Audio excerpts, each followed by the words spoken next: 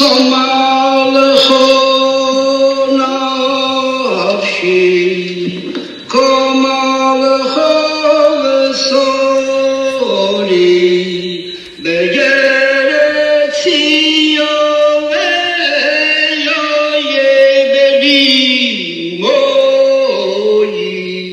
à tous, infiniment heureux de vous retrouver pour partager avec vous le Ritat du jour. Aujourd'hui nous sommes le Yom Hamishi, le 5e jour de la semaine de la Parashat Vaïtranan, Tisha B'Av, Tet Menachem Av, le 9e jour du mois de Av, et Tafshin Pegimel, Shnat Hakel, l'année du rassemblement. Et nous allons commencer tout de suite avec le Chumash du jour.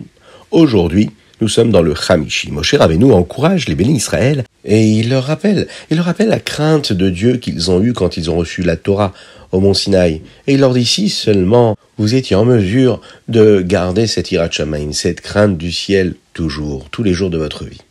Les bénis Israël doivent être vigilants pour observer toutes les mitzvot qu'Akadosh Baruch Hu leur donne en tout temps. Peu importe s'ils sont devant le Matan Torah, s'ils sont devant Akadosh Baruch Hu quand ils reçoivent la Torah, ou dans leur vie de tous les jours. Et il leur précise, si vous vous comportez comme il faut et que vous gardez bien la Torah et les mitzvot en tout temps, eh bien, sachez que vous pourrez vivre en Eretz Israël avec une véritable longévité et une réussite matérielle et spirituelle.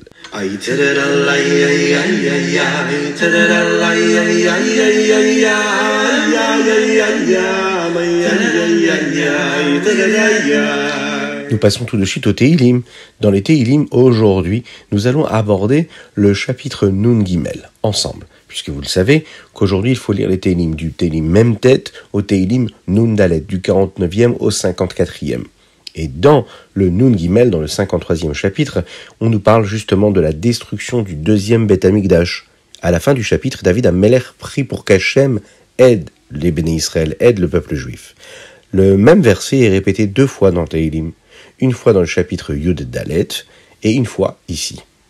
Le Midrash explique que dans les 2 cas où il est écrit « Mi yiten » qui donnera, il est lié à 2 places différentes dans la Torah où il est écrit également « Mi yiten ». Dans un endroit de la Torah, Akadosh Baruch Hu dit qu'il souhaite que les Juifs aient toujours une grande crainte du ciel. C'est d'ailleurs ce dont nous avons parlé dans notre Chumash. Et dans l'autre endroit, Moshe Rabbeinu souhaite que tous les bénis Israël, tout le peuple juif, soient des Nevi'im, des prophètes. Le Midrash dit que ces 2 souhaits que Moshe Rabbeinu avait se réaliseront quand Mashiach arrivera, et ce que nous souhaitons très très rapidement, Bezrat Hashem.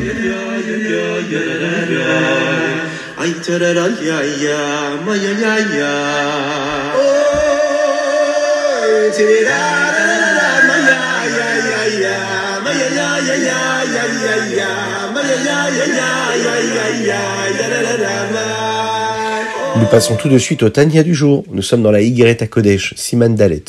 Alors, beaucoup de lettres dans la Igeret HaKodesh parlent de l'importance de donner la tzedaka. Eh bien, en voici une autre. La Gemara dit que la Géoula, la rédemption totale, viendra grâce à la tzedaka. Pour comprendre cela davantage, nous apprenons que chaque juif a 2 sortes de sentiments.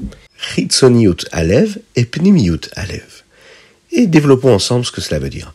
Chitzoniut Alev, c'est les sentiments extérieurs, c'est-à-dire que si quelqu'un pense à Hachem et se réjouit de pouvoir faire des mitzvot, eh bien, cette excitation-là qu'il ressent, c'est appelé la Chitzoniut Alev. La Pnimiut Alev, maintenant, le sentiment intérieur, c'est un sentiment encore plus fort. Il ne vient pas de la pensée, il vient du fond très profond de l'âme du juif. Nous pouvons avoir un exemple de Pnimiut Alev avec un sentiment matériel.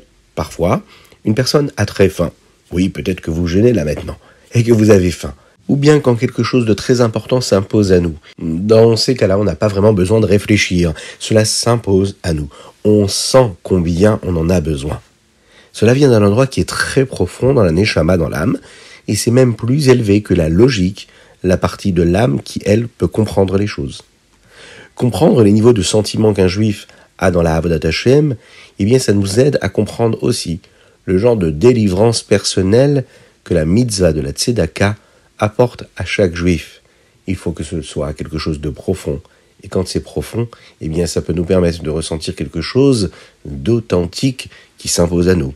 Bezrat Hashem, Mashiach arrivera très rapidement.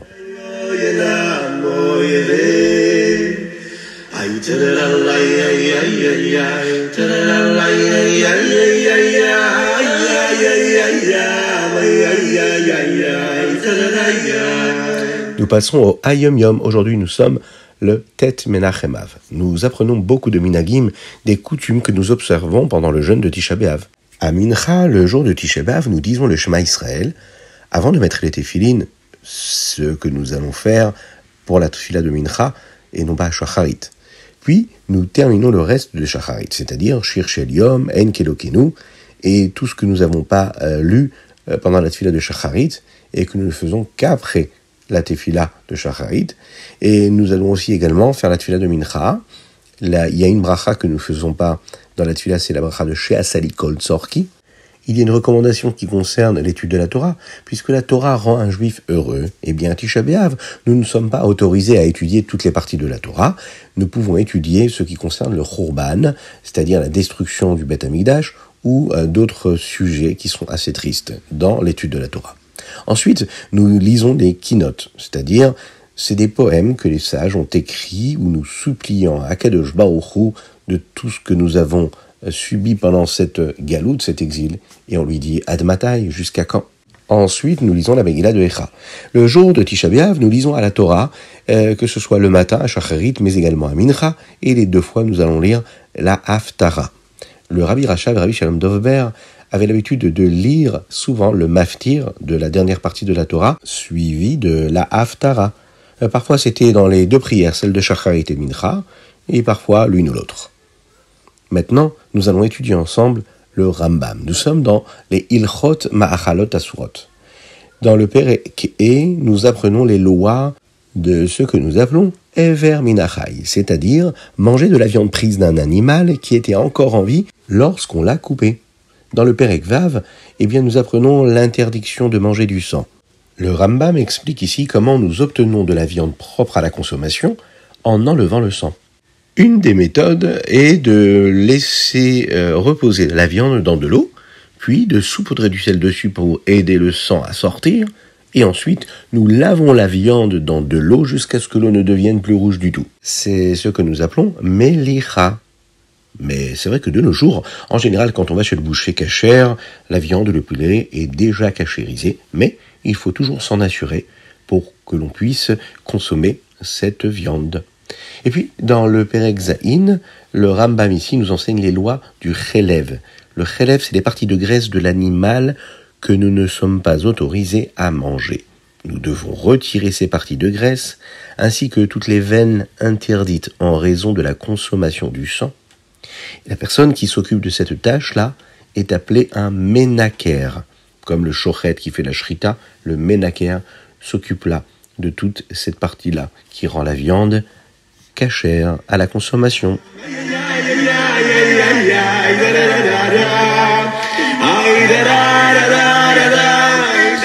Et voilà, c'était le Ritatu du jour. J'espère que vous avez passé un bon moment. N'hésitez pas à le partager avec vos amis, c'est très important de le faire. Que Dieu vous bénisse et qu'il vous protège, qu'il nous envoie le Mashiach, le Beth Amikdash, que l'on puisse se retrouver tous ensemble pour chanter, danser et apporter les korbanot et retrouver ce Beth Amikdash avec tous les Kohanim, les Lévim, tous nos êtres chers. Aujourd'hui, nous faisons ce Ritat-là pour une dédicace très particulière pour la Refoua Shelema de Avraham Nissim Ben Sultana. À très bientôt et Mashiach Nao.